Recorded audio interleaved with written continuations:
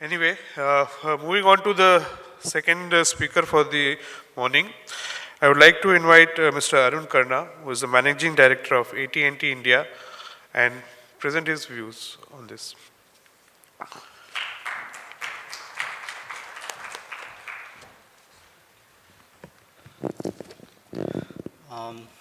Thank you. No, okay. That's a problem being a little vertically challenged. Thank you. So, good morning, ladies and gentlemen. It's my honor and privilege to be speaking to you from this platform today. And I thought Deepak was brilliant, wasn't he? So, absolutely. So, next time, my request to the organizers is please never ever put me right behind Deepak in a sense because he's such a tough act to follow. I think he made some great points. The topic that we have at hand today is extremely relevant to our times. And I would say, I would go far to say that this is all about how disruption that we are seeing all around us is actually driving the need for digital innovation and adoption just to survive. Okay, so that's my sort of central theme here. I think Deepak made a great point where he sort of brought out the fact that the incumbents have to be in some parts act as insurgents. So, keep evolving, keep innovating, being agile. Otherwise, just being the incumbent is no guarantee for survival. On the other hand, insurgents need to build the scale of the incumbents to have that heft to be able to survive. So I think great points being made there. I think totally in line with the topic today. And since I come from a communications company, I will talk to you about how a digital future is actually driving an intelligent network. So how is it pushing service providers like us, incumbents like us, to be agile, to come out with innovations on the network side to enable a lot of the digital transformation for our end consumers. So, talking of innovation, I looked up the dictionary for synonyms for the word innovation. And for sure, there were the usual suspects: change, alteration, revolution. But also, there were phrases like a break with tradition, a shift of emphasis, new ways of doing things, a departure, a change of direction. Now, I would urge you to keep these phrases in mind as we move forward with the various sessions today. Now, Charles Darwin said that it is not the strongest of the species that survive, nor the most intelligent, but the one most responsive to change. Now, of course, he was talking about the survival of species, but isn't that increasingly true of our businesses as well? Would you agree? I mean, we have seen over the last few years that the rapid change of pace of technology in the areas of social, mobile, big data analytics, cloud, IoT, the whole smacked piece, the rapid pace of change has really been transforming whole industries and businesses. Traditional industries, which, old ways of doing things, tried and tested processes which have stood the test of time, have made companies successful, those are completely getting disruptive. New agile innovators, disruptors coming out of nowhere and just disrupting those industries. On such platforms, probably we are tired of hearing those oft-repeated examples of, Uber and Airbnb, Tesla, Amazon. But the fact of the matter is, those examples are true. That is happening. That has happened. That will continue to happen.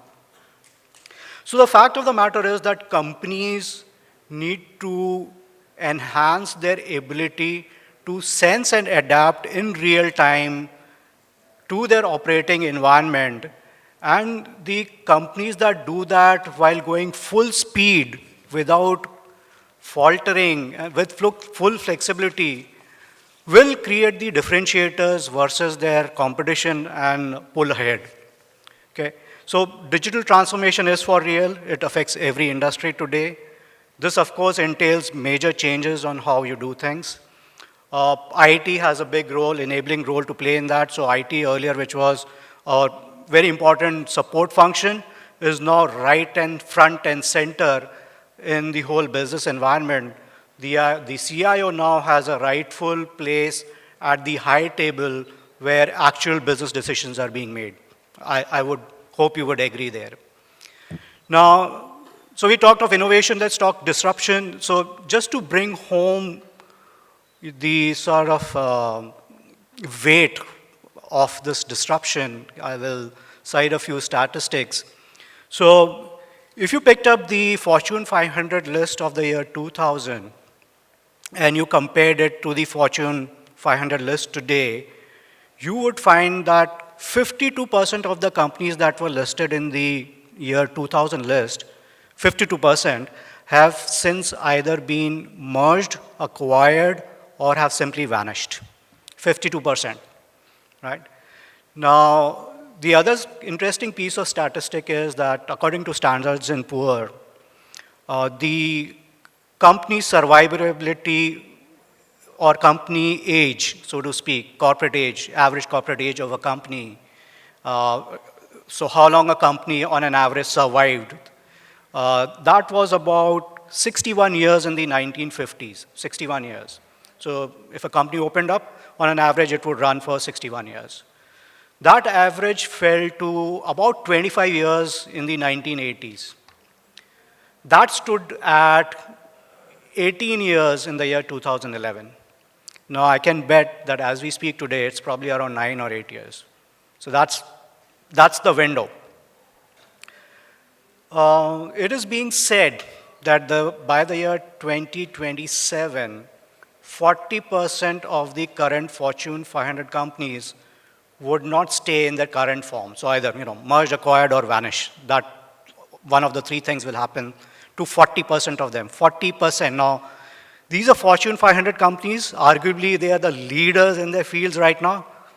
9 years from now, may not be there. So I want to bring home the extent of disruption that's taking place out there. It is real. Most sectors are seeing their own version of Uberization. And this, I would argue, is actually driving the need for digital innovation to survive. Now, if I were to translate this whole argument to what we do, we run networks, we transport bits and bytes, that's what we do. So the networks of the future, therefore, must be ready to adopt to this new requirements in order to support the business. Otherwise, we'll be history as well. So I'm going to talk to you about the technological forces that are enabling the innovation in how networks are being built to be agile and data powered. Okay, so ready to go? So first off, in the space of networks, the force of SDN, or software-defined networking, is really making its presence felt hard and strong. So network service providers like ourselves, we are turning SDN into products and services that are greatly benefiting the end customers. So the innovations in networks are delivering edge-to-edge capabilities. So, there was talk of cloud. Yes, cloud, but a lot of action is on the edge itself. So there has to be an edge-to-edge capability that integrates near seamlessly from the core of your network all the way to the far reaches of your digital technologies or assets, right from connectivity to the cloud to IoT endpoints in a tech ecosystem, all shrink-wrapped in a layer of security, because that is extremely important as well, as we know. So this is called edge-to-edge intelligence. So edge-to-edge intelligence is not a single product. It's not a single service or a focus.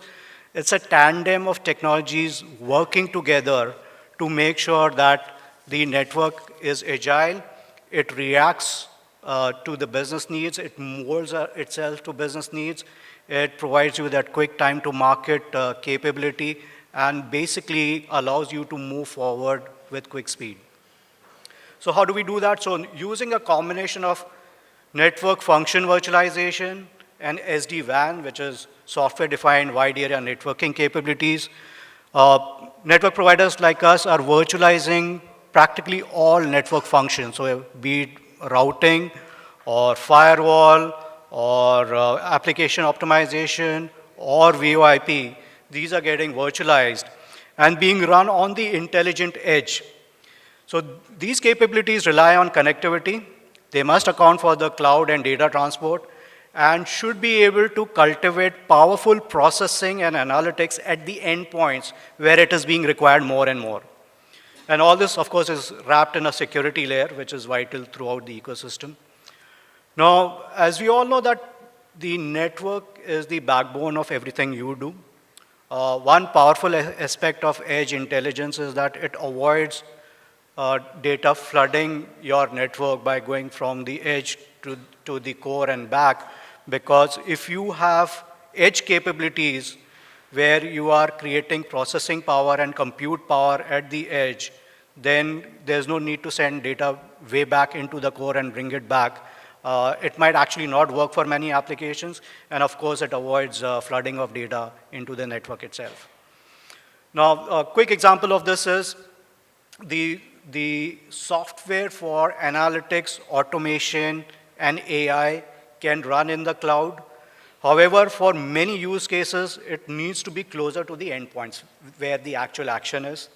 So, think of autonomous machines, think of telemedicine, think of augmented reality.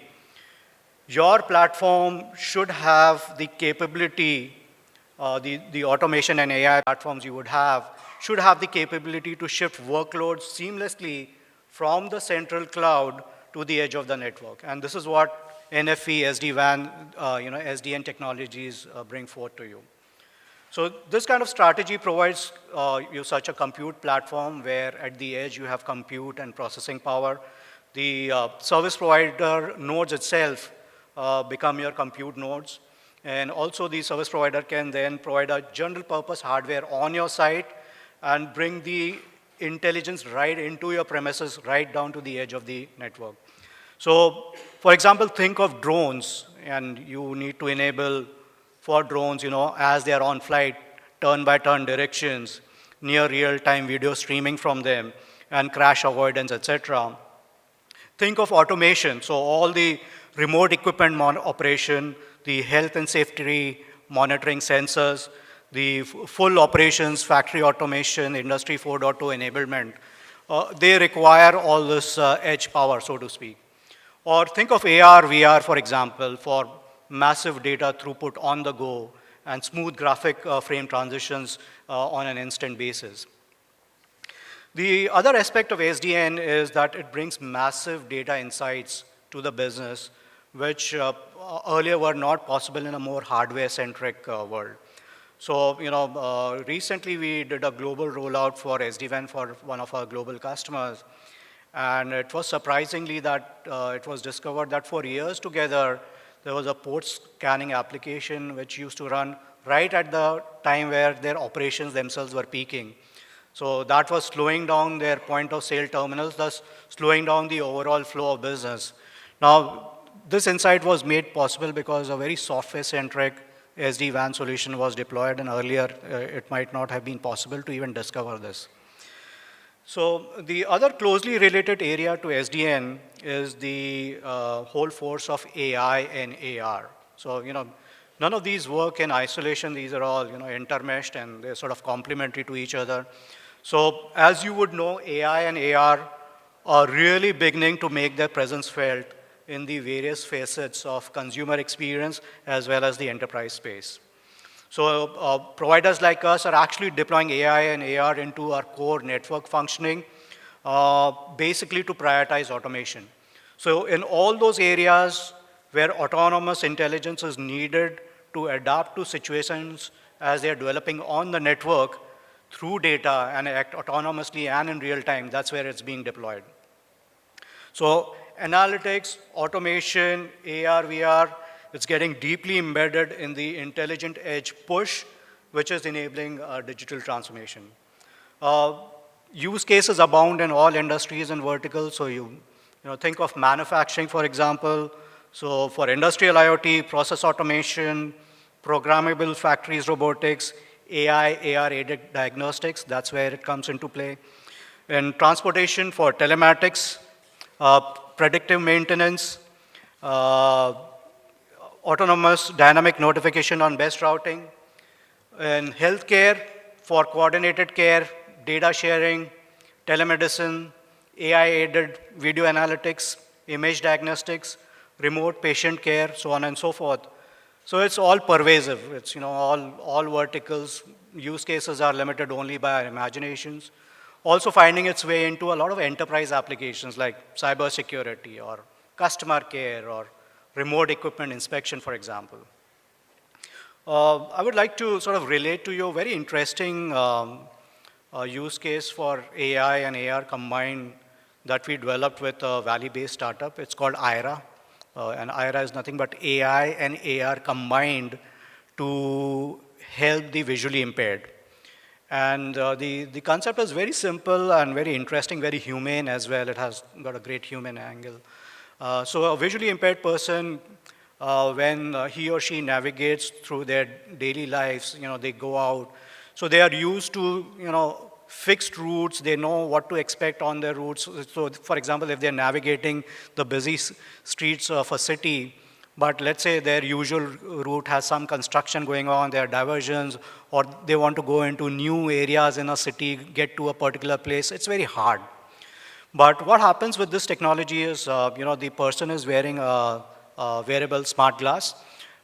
He or she, whenever they need help, they tap this glass on the side, and this connects them real-time live to a remote agent.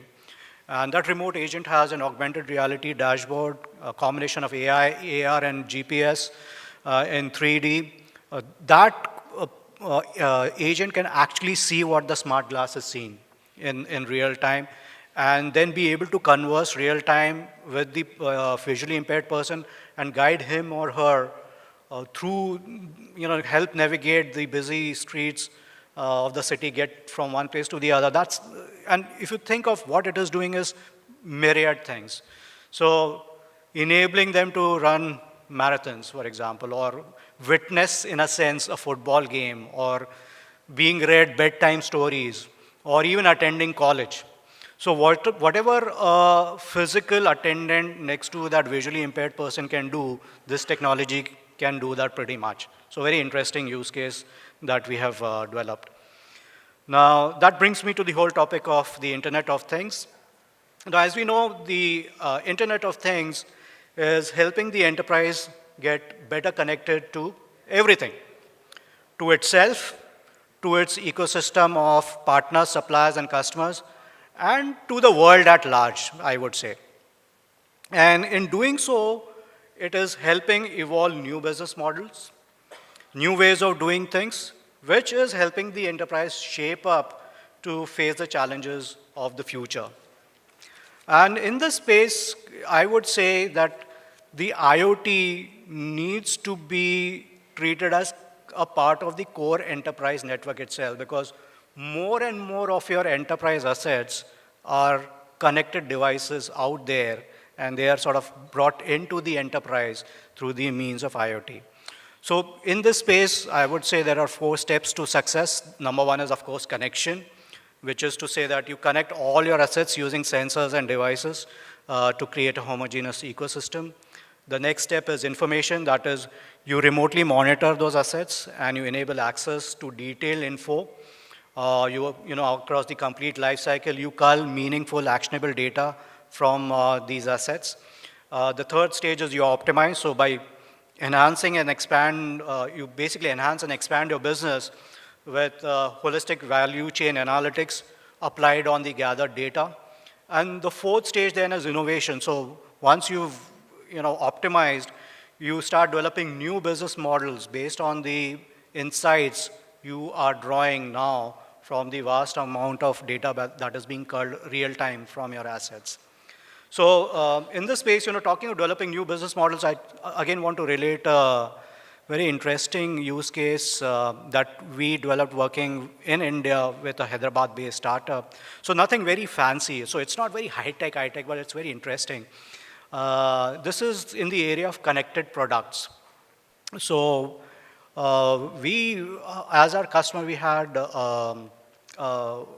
water purifier manufacturer who wanted to do something, radically different in this area to disrupt the industry. So of course they were competing against other water purifier manufacturers, but also competing a lot against the bottled water industry. And they wanted to somehow disrupt the whole model. And we worked along with a Hyderabad-based startup to bring forth a solution to them to make their water purifiers smart by using IoT technology. And what they're doing now is they're going out into the market and telling their customers, look, we are not selling you a water purifier, we are selling you water as a service. Okay, so this whole IoT thing is bringing forth everything as a service model. So we don't pay for the water purifier. We will meter the amount of purified water that comes out of the water purifier, and we'll bill you for the water consumed from the water purifier, almost like a utility. So completely disrupted the business model using technology. And not only that, so there are sort of other collateral benefits, if I may say so. So this water purifier is sending out data to the manufacturer who's sort of looking at it, applying predictive analytics. So the manufacturer knows when this water purifier would next need service. When does the filter need to be replaced to maintain the right quality of water? When might there be a maintenance issue and for what reason? So that issue is corrected or attended to in advance preemptively. And by the way, if there is a maintenance issue, which is the water purifier breaks down, it raises its own service alert. So it's all automated. Not very high tech, but very interesting use case and disrupting the whole industry of bottled water and purified water in a sense. Lastly, I would like to speak to you about 5G, which I believe is one of the major upcoming forces that will enable a lot of transformative use cases. So 5G is not about faster speeds, it's more about the whole connected experience, because what it will do is, this will enable more devices to connect faster, enable lower latency, increase battery life, and handle more data, like, for example, surging video on a mobile network, so on and so forth. And this will unlock new experiences as those experiences should be had in the areas of augmented realities, virtual presence, driverless cars, telemedicines, and connected homes. So I'd like to leave those thoughts with you. So in conclusion, I would say that there is a lot to be said about embracing the disruption and using the disruptive forces to our advantage to drive innovation and build a digital future. So those were the thoughts from me this morning. Thank you so much for listening to me so patiently. Thank you.